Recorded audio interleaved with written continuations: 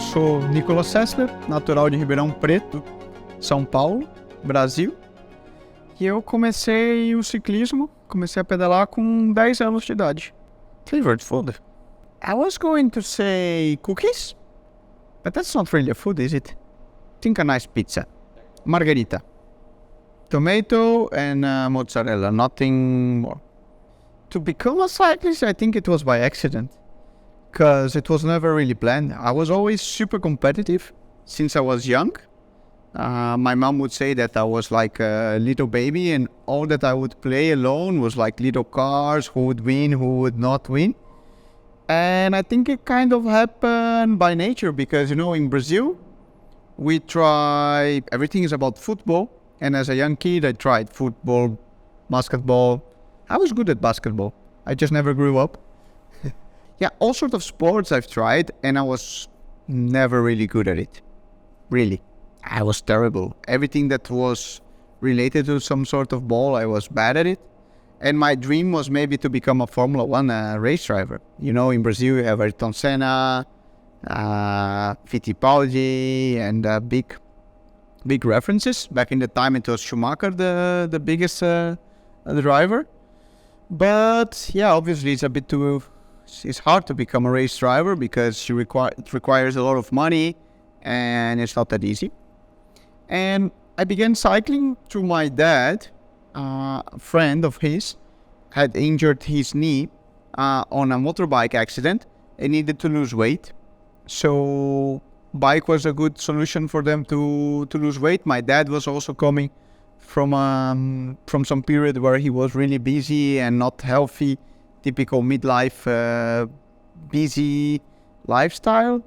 And we just began riding. This friend had also a son who was more or less my age. And we kind of started. Our main goal was to do the Caminho da Fé, which is like a Santiago de Compostela way, or like a bike trip in Brazil, crossing the mountains over there. And so we started with that idea in mind to do the Caminho da Fé. And then, yeah, I just got hooked to the bike and slowly buying more material, going to races and all those things. Well, I think it's a constant challenge, man. Coming from an untraditional background, especially a country as Brazil, where there is almost no culture at all of cycling, especially as a professional sport and a professional making a living out of it, it's kind of a fight just to be on the start line, in the sense that, yeah, you gotta go through something that is not so traditional. Like when you are in school, the normal is that you go to university, study something that will give you a normal job, especially in Brazil. And when you say you are a cyclist, it's like, oh, and what do you do for a living? So it starts from there. And then all the time, when you come abroad, you gotta basically find a home abroad, learn a new culture, learn a new language, make new friends, find your way in respect in the peloton, which is not easy. Most traditional teams, nothing wrong with it, but obviously Italian teams, they're more prone to having Italian riders. Spanish teams are more prone to have Spanish riders, and French teams the same, and it's just natural because the sponsor is from that place and they go for those traditionals. And when you come from a different background, it's just harder to get in. And so maybe that was one of the hardest aspects in pursuing cycling as a life goal. And being able to make what is your hobby and the thing you do with most passion in the road your job. And I cannot complain.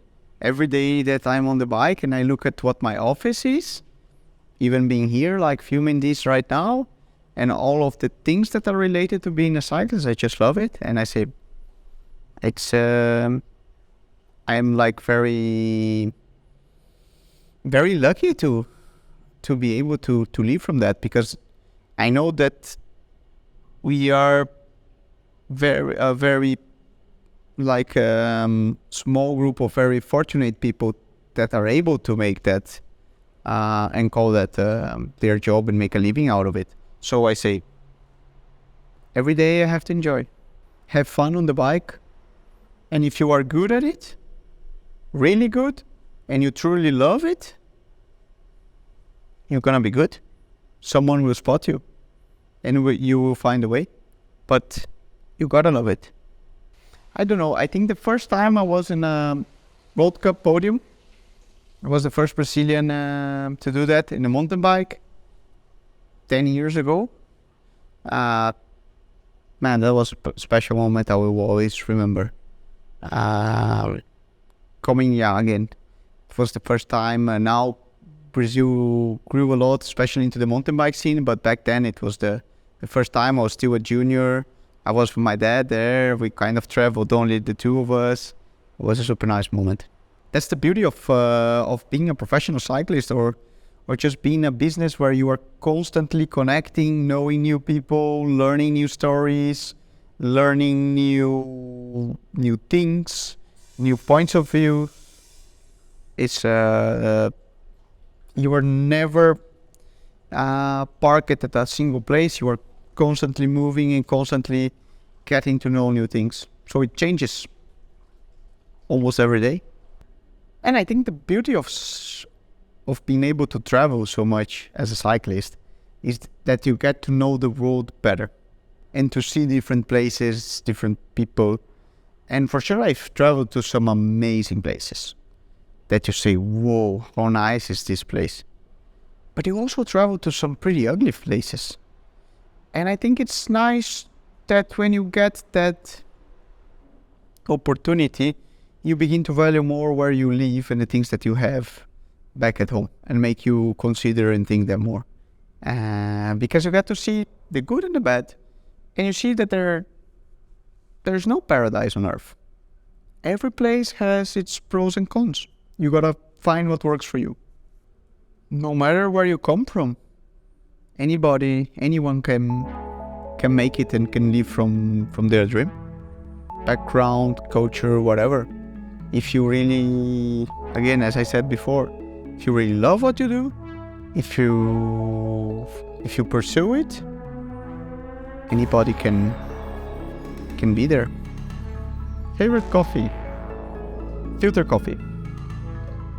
In the morning, filter coffee, half a liter, plenty of caffeine.